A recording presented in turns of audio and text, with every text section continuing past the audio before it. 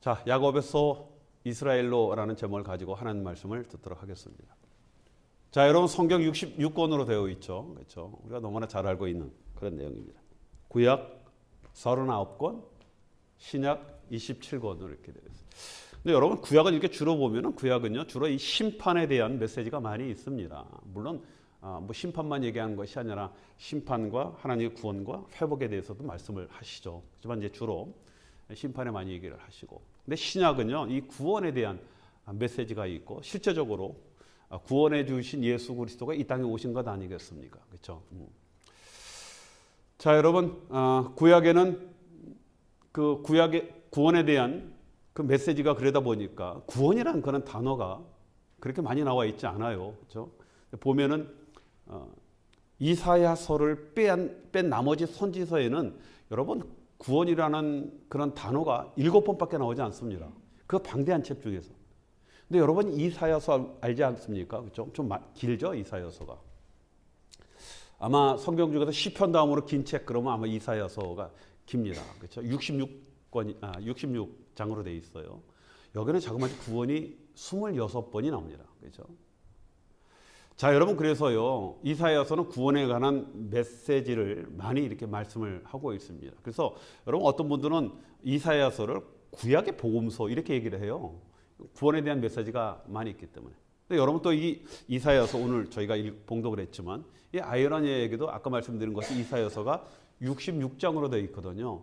성경이 66권으로 되어 있지 않습니까? 이 장수나 성경 권수랑 똑같을 뿐만 아니라 또 이사야서가 앞에 1장부터 39장까지는 39장, 구약의 39권으로 되어 있지 않습니까? 여긴 죄에 대한 그 심판에 대한 메시지가 여기에 나와 있고요. 나머지 그 27장, 그죠? 이 나머지 이 27장은 이 신약 성경과 비슷하게 바로 이 메시아의 구원에 대한 그런 내용들이 쓰여 있습니다. 어떻게 보면 이게 이사야서가 마치 성경의 축소판과 같다라는 그런 생각을 갖게 되어지는 겁니다. 자, 여러분 이사야서는 당연히 이사야가 썼죠. 그렇죠? 여러분 이사야의 이름도 여호와는 구원이시다라는 그런 의미를 갖고 있습니다. 자, 이 정도로 이사야서는 이 구원에 대한 메시지를 말씀을 하고 있습니다. 그래서 여러분 이사야서는요, 총 주제를 한 줄로 쓰라라고 하면은 여호와는 구원이시다라는 그런 주제로 쓸 수가 있습니다. 자, 여러분 이사야서에 이 구원에 대한 메시지가 이렇게 많이 선포되어진다라는 것은요, 그만큼 그 하나님 심판에 대한 임박한 이 급박한 시대임을 말씀하는 거예요. 이게 하나님의 심판이 있을 수 있다라는 그런 메시지가 그만큼 있다, 급박하다라는 그런 그 메시지가 있기 때문에 이 구원에 대해서 말씀을 많이 하게 되어지는 겁니다. 자, 여러분 실제로 선지자 이사야는요 북왕국 이 북이스라엘이 아수르에게 멸망한 걸 봐요. 활동을 하면서. 그렇죠? 이스라엘이 두 개로 나눠지지 않습니까? 북이스라엘과 남이스라엘. 그렇죠? 근데 이 북왕국이 아수르라는 그런 나라에 멸망되어지는 걸 봅니다. 자, 그러면서 이 이사야는 남왕국 유다에서 이제 활동을 하지 않습니까? 그러다 보니까 너희들도 저렇게 하나님을 떠나서 또 하나님 없이 살게 되어지면 하나님의 심판이 있게 되어진다. 그러니까 회개하라는 이런 하나님의 심판과 회개를 외치는 겁니다. 자, 여러분 그나마 그래도 이 남한국 유다는요 이 이사야로 인해서 이 왕들과 백성들이 그나마 믿음 안에 있게 되어지는 겁니다. 그래서 북이스라엘은 멸망을 하지만 그래도 그 남쪽이었던 유다는 멸망하지 않고 그래도 그 왕국이 이어지게 되어지는 겁니다. 저는 이렇게 봐요. 여러분 한 사람이 이렇게 한 민족을 책임지고 하나님의 말씀을 전하면서 또 공의와 정의의 이 메시지를 전할 때요. 여러분 이 민족이 살아나는 것 아니겠습니까? 저는 그렇게 봅니다. 이사야가 그때 하나님의 공의와 정말 우리가 믿음 안에 살아야 된다라는 것을 하나님의 자녀로 살아야 된다라는 이런 메시지를 계속적으로 외쳤기 때문에 그래도 여러분 이 민족이 살아남게 되어지는 겁니다. 자, 여러분 저와 여러분들 우리에게 이런 소명이 있어요. 이런 사명이 있어요. 그렇죠? 그렇죠? 그래도 우리가 민족은 책임 못 진다 하더라도 여러분 우리가 교회는 책임져야 되지 않겠어요? 그렇죠? 자, 여러분 이 이사야는 히스기야 왕의 아들인 이 가장 악한 왕이었던 므낫세 때 그때 이 톱으로 잘라 순교를 당합니다. 여러분 이스라엘에 정말 히스기야 그러면 참 그래도 믿음의 왕 아니었습니까? 하나님 편에 섰던 그런 왕이었는데 그 왕의 아들이 이 므낫세였는데 이 아이러니하게 이 아들이 가장 이스라엘에게 유다에서 가장 악한 왕이 되어집니다. 이 므낫세에 의해서 이제 톱에 잘라 순교하게 되어지죠. 성경에 나오지는 않습니다. 아마 그랬을 것이다라고 우리가 이제 복의 이제 유전으로 내려오게 되어집니다. 자, 여러분 결국 유다도 결국 하나님의 이제 심판을 받게 되어져요. 하나님의 말씀을 선포했던 이 선지자가 죽게 되어지니까 결국 이제 이게 뭐 나라가 중심에 서지 못하는 겁니다. 그렇죠? 그래서 이제 북방 민족인 바벨론의 침략을 받아서 이제 나라가 망하게 되어질 때 하나님은 다시 예레미야라는 선지자를 보내게 되어져요. 그렇죠? 그러면서 하나님의 말씀을 전하게 합니다. 자, 그런데 여러분 그나마 이사야 때는 왕과 백성들이 그 이사야의 그 말을 들었어요. 그 입을 통해서 선포되어지는 하나님의 말씀을 들었지만 여러분 예레미야 시대에는 왕과 백성들이 이 선지자의 말을 듣지 않습니다. 결국 나라는 망하게 되어지고 백성들은 포로로 끌려가면서 온 민족 유대인들이 온 세계로 흩어져 버리는 디아스포라로 살게 되어지는 원인입니다. 왜 그렇습니까? 말씀을 안 들었기 때문에. 자, 여러분 이사야는 백성들의 윤리적 이 타락뿐만 아니라 사회의 정의가 무너지고 부패되어지고 또 백성들은 우상 숭배와 그 하나님의 말씀에 떠나게 되어진 것, 그렇죠? 이러한 백성들에게 하나님의 심판을 선포하였고 또 이 나라를 다스리는 그 정치 지도자에게 또 이 하나님의 말씀을 계속적으로 부르짖었다 하는 겁니다. 자, 여러분 그래서 이 이사야는요 종교적인 범죄뿐만 아니라 이 나라의 지도자들이 하나님을 의지하지 않고 사람의 계획과 생각에 의해서 통치하는 것, 이것을 굉장히 강하게 책망을 하였다는 겁니다. 여러분 당시에 유다 왕들이요 주변에 힘 있는 나라들을 의지했거든요. 당연히 하나님을 의지해야 되는데 하나님을 의지하지 않고 주변에 있는 나라들을 의지했습니다. 자, 여러분 히스기야의 아버지였던 아하스 왕, 굉장히 그래도 선한 왕이었습니다. 근데 이 아하스 왕이요 하나님을 의지해야 되는데 나라가 좀 주변에 이 민족들이 침범할 것 같으니까 은금을 주고 아수르와 동맹을 맺어요. 그렇죠? 여러분 이 아수르가 동맹 맺었다고 뭐 유다를 도와주겠습니까? 이 아수르 위에서 이제 곧바로 누가 북이스라엘이 멸망을 당하거든요. 그렇죠? 자, 북이스라엘을 먹었던 아수르가 그냥 유다는 두겠습니까? 동맹 맺었다가 그렇지 않거든요. 이게 이 아하스 왕의 아들이었던 히스기야가 보니까 이게 아수르가 도리어 우리에게 위협이 되어지거든요. 이 히스기야 왕이 하나님을 의지했어야 되는데 누구를 의지합니까? 애굽과 동맹을 맺는 거예요. 그렇죠? 자, 하나님을 의지하지 않는 왕들의 정책에 대해서요. 이걸 보고 이사야가 계속적으로 책망을 하게 되어지는 겁니다.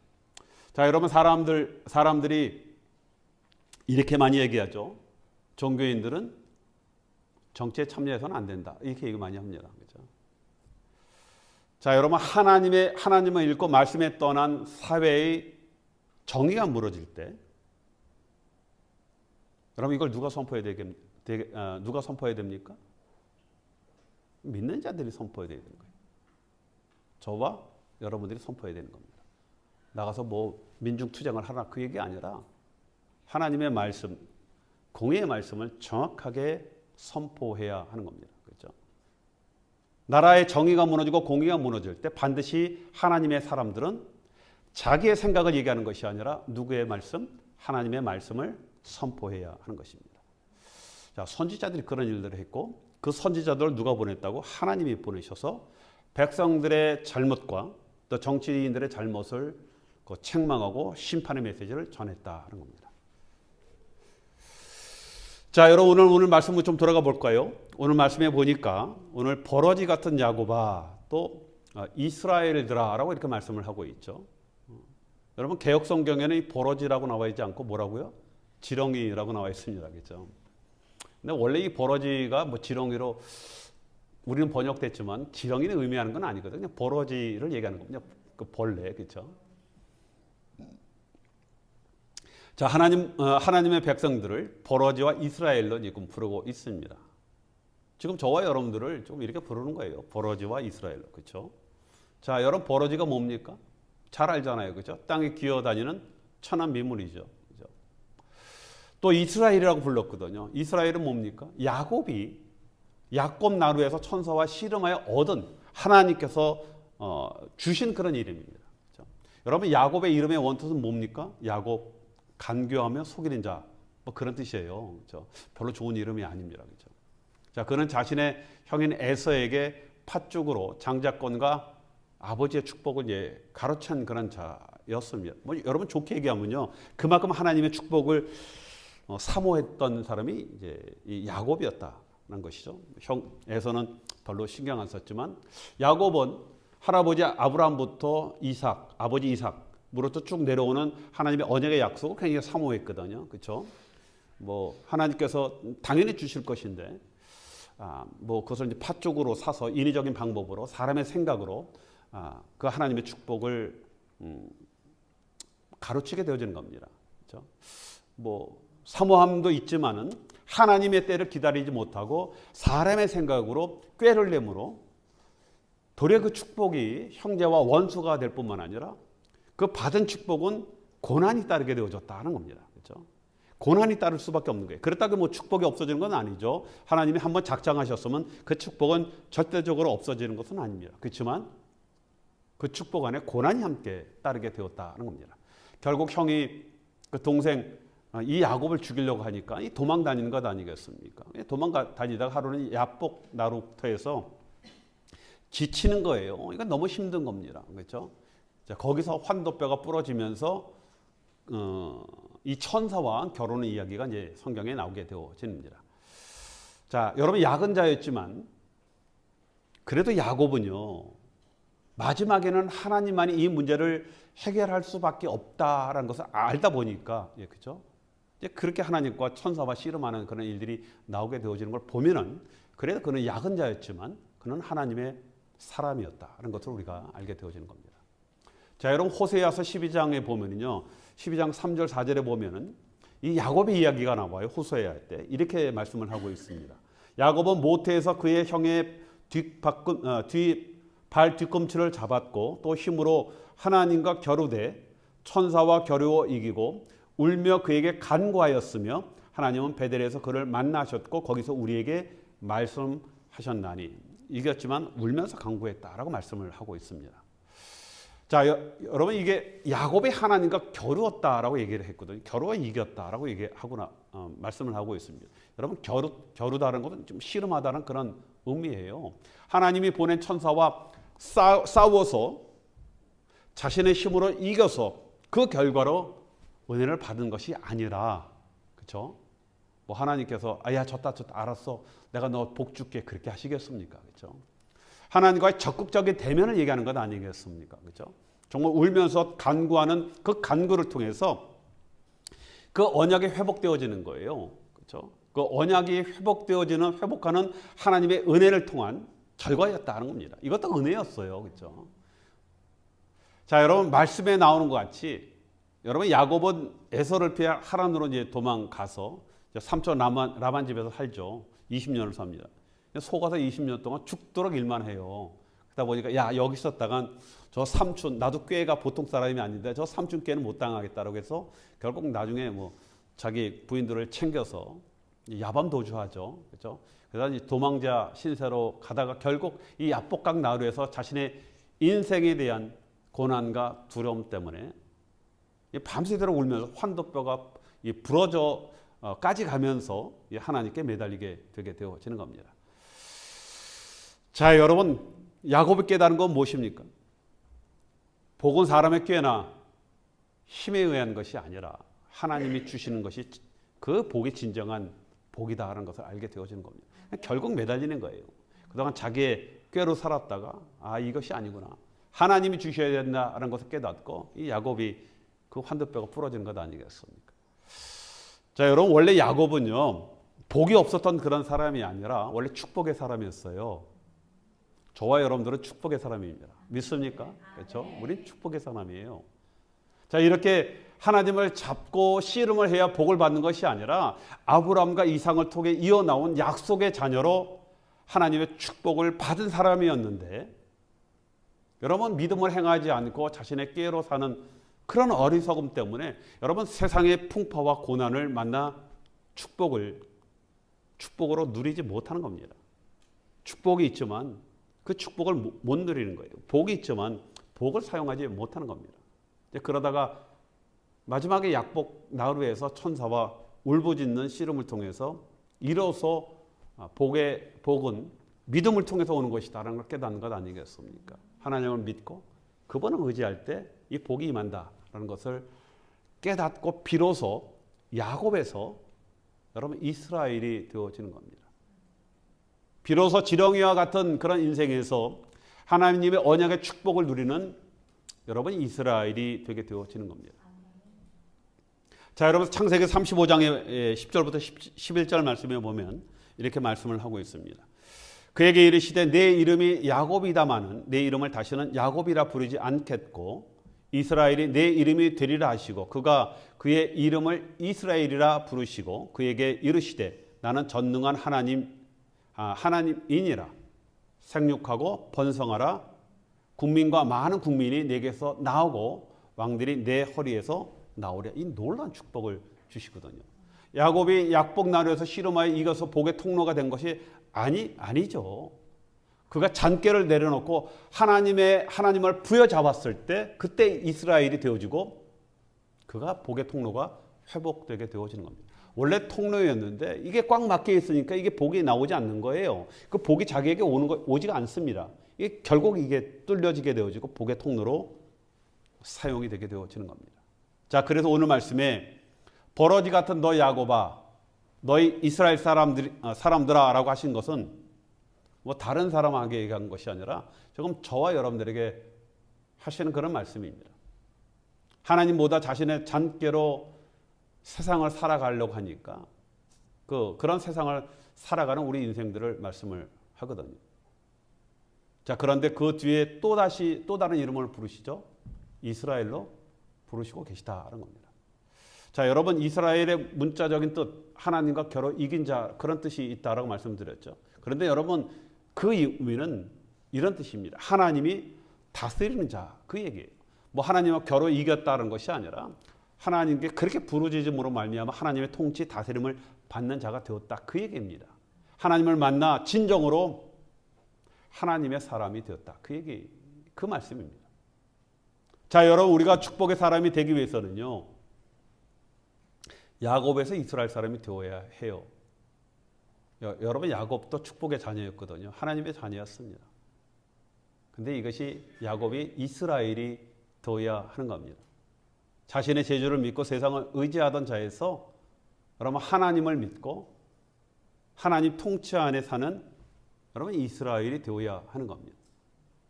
자, 그러면 복을 받는 것이 아니라 이미 받은 복을 누리게 되어지는 거예요. 복의 통로가 되게 되어지는 겁니다. 자, 여러분 또 한 가지 중요한 사실이 있어요. 우리가 이스라엘이 되어야 하는 여러분 또 다른 아주 중요한 그런 이유입니다. 자, 여러분 여기서 야곱의 축복은요.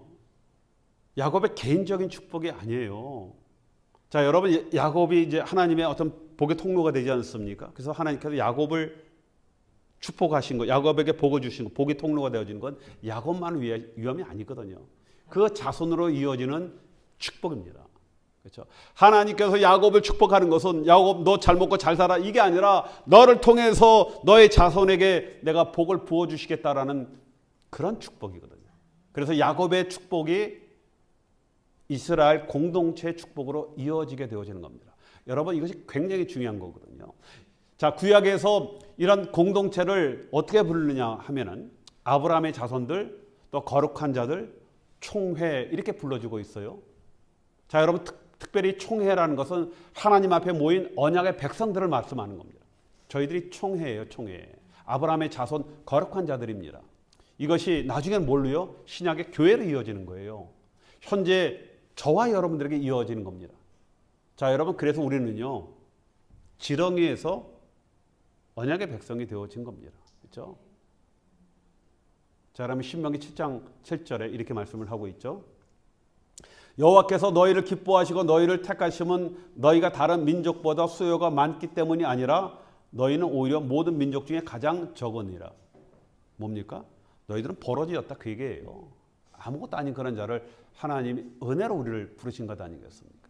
하나님께서 지렁이 같은 야곱을 선택하시고 이스라엘로 만든 것은 뭐라고요? 주권적인 은혜이며 동시에 모든 백성, 열방의 모든 민족들을 구원하기 위한 하나님의 축복의 통로의 사명을 위함이다라고 말씀을 하시는 거예요. 목사님, 말씀이 참 걸창하네요. 내 개인적인 사건인데 왜 그것이 열방의 어떤 뭐 선교적 사명이고 이렇게 뭐 복잡하게 나가야 됩니까? 여러분, 우리가 구원이 뭔지를 정확하게 깨닫지 못하게 그래요. 저와 여러분들이 하나님이 부르신 것은요, 그냥 나 잘 살고 내가 복받고 내 가정이 복받는 것이 끝나는 것이 아니라 나를 통해서 여러분 공동체 하나님의 열방 모든 자들을 축복하시기 위해서 저와 여러분들을 하나님이 부르셨다는 겁니다. 그렇죠? 문제는 뭡니까? 그 복이 나에게 멈추니까 나에서 흘러가야 되는데 내게 멈추게 되어지니까 우리가 복의 통로가 되지 못하는 겁니다. 자, 그래서 우리도 하나님의 언약의 백성이 된 것이 하나님의 은혜인 걸 알고 구원의 감격과 여러분 선민의식으로 끝나서는 안 되는 거예요. 아, 우리 형제님 구원 받으셨습니까? 아, 예. 확신합니까? 예. 여러분, 여기서 끝내서는 안 된다니까요. 우리의 문제가 이거예요. 내가 구원받았고 내가 하나님 앞에 섰을 때 내가 내 이름이 부르면 됐다. 이게 여러분 여기서 끝나니까 이게 문제가 되는 것 아니겠습니까? 우리는 사명을 잊어서는 안 되는 겁니다. 어떤 사명입니까? 공동체로 복이 흐리게 하여야 한다. 이걸 잊어서는 안 되는 거예요. 여러분이 정말 축복의 사람입니까? 그러면 여러분의 복이 여러분 우리 공동체 안으로 흘러야 되는 거예요. 그렇죠? 여러분들이 가는 곳마다 하나님께서 여러분들에게 주신 그 복이 그곳에 흘러야 한다는 겁니다. 자, 여러분, 신약 때 유대인들이 예수님께 책망을 받은 것. 왜 그렇습니까? 자신들만 선택받음에 대한 자부심이 있었죠. 그 자부심으로 끝난 것 아니겠습니까? 자, 하나님의 부르심에는 사명적 선택자임을 그들이 잊어버린 거예요. 무슨 말씀입니까? 내가 하나님 앞에 구원받았다는 것은, 하나님으로부터 선민으로 부름받았다는 것은 나에게 사명이 있다는 것을 잊었다는 겁니다. 하나님 축복만 누리려고 한 그것, 거기에 그친 것 아니겠습니까? 그렇죠?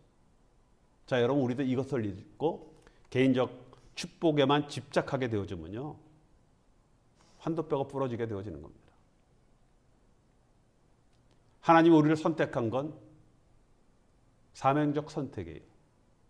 이 말씀을 우리 모두에게 사명이 있다라는 그런 얘기입니다. 여기는 김 목사만 사명이 있는 것이 아니라 여러분 모두에게 사명이 있어요. 이 사명은 개인적 사명뿐만 아니라 공동체적 사명입니다. 여러분들은 교회에 대한 책임이 있고 가정에 대한 책임이 있고 나라와 민족에 대한 당연한 책임이 여러분들에게 있습니다.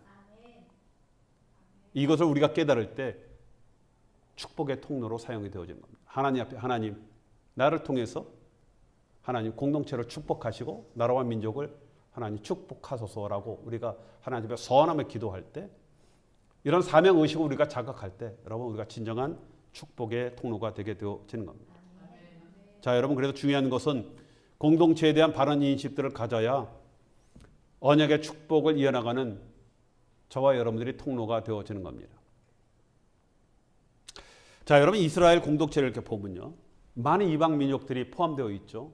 여러분, 출애굽기 12장 38절에 보면 이렇게 말씀을 하고 있습니다. 수많은 잡족과 양과 소와 힘이 많은 가축들이 그들과 함께 하였으며, 뭐라고요? 수많은 잡족들, 다양한 사람이 있다, 그 얘기입니다.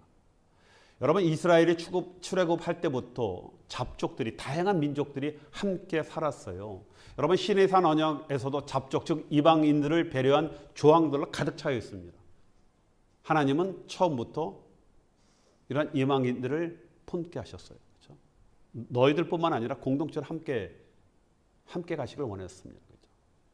자, 이것은 하나님께서 처음부터 우리에게 열방을 향한 축복의 통로로 선교적 사명이 있음을 말씀을 하시는 것입니다. 그렇죠? 이것이 공동체의 첫 번째 사명입니다. 자, 여러분 두 번째 사명은요, 우리가 하나 되게 하심입니다. 우리가 선교적 사명 있을 뿐만 아니라 하나 되게 하시는 사명. 여러분 교회 하나 되면요, 뭐 가족 이웃뿐만 아니라 열방 심지어 원수까지도 부름을 통해서 하나가 되어야 하는 겁니다. 그렇죠? 우리가 하나가 되어야 하나님의 축복이 마지막 세대까지 흐르게 되어지는 겁니다.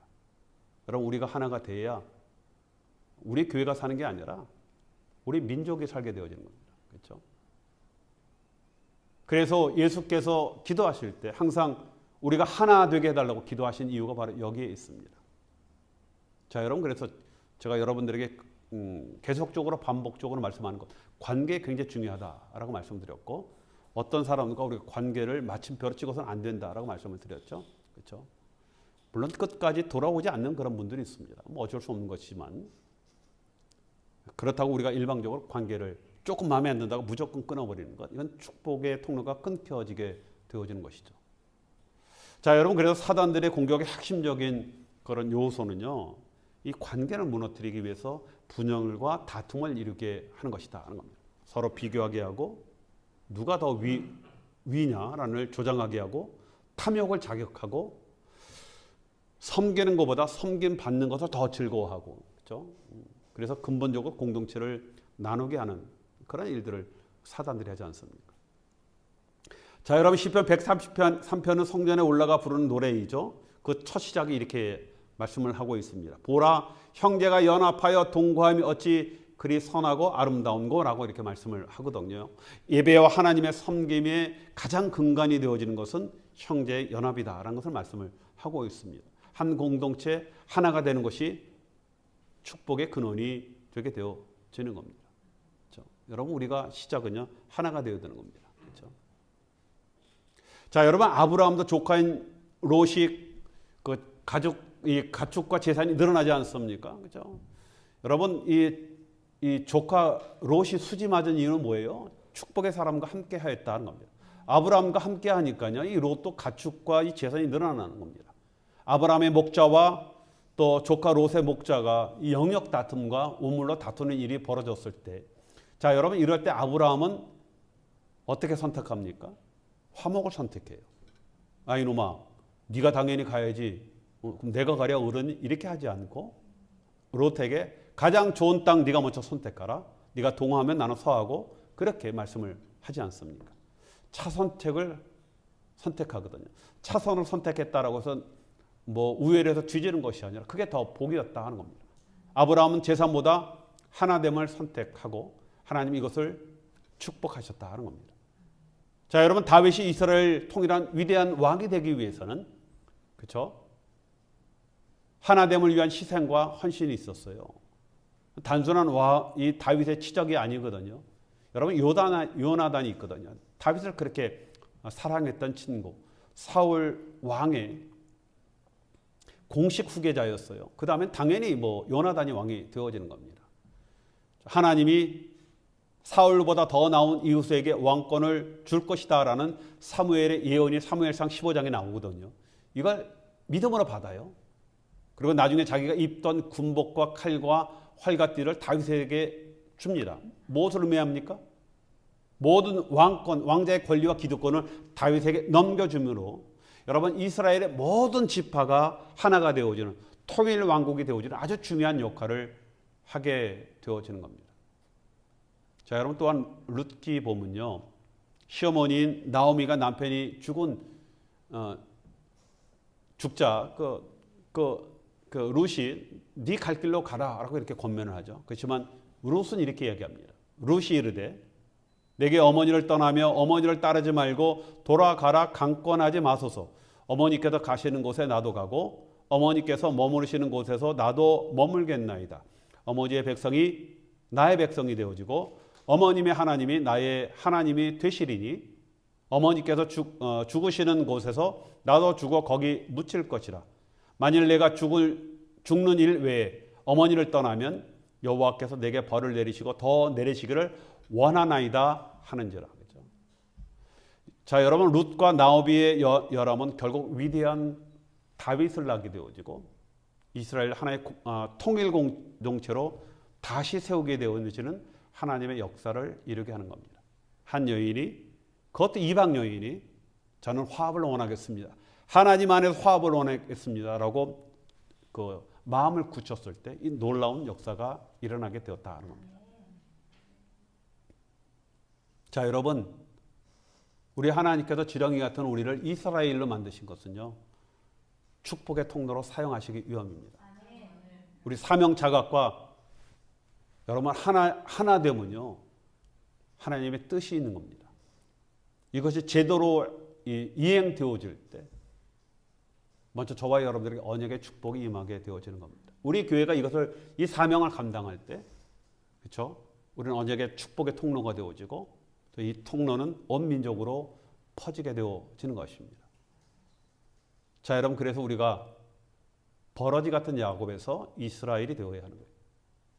근데 더 이상 우리의 생각과 나의 재주로 사는 것이 아니라 하나님을 믿는 그런 믿음으로 살아야 하는 것입니다. 이제 내 중심에서 이웃 중심으로 더 나가야, 또 더 나가서 하나님 중심이 되는 그런 삶이 되어야 하는 겁니다. 자, 그럴 때 우리가 하나님의 약속의 축복에 따라 살게 되어지는 겁니다. 자, 저와 여러분들이 이러한 축복을 받아서 또 우리에게 복뿐만 아니라 이 복이 온 땅에 전해지게 되어지는 그런 축복의 통로가 되시길 주님의 이름으로 축원드리겠습니다. 기도합니다.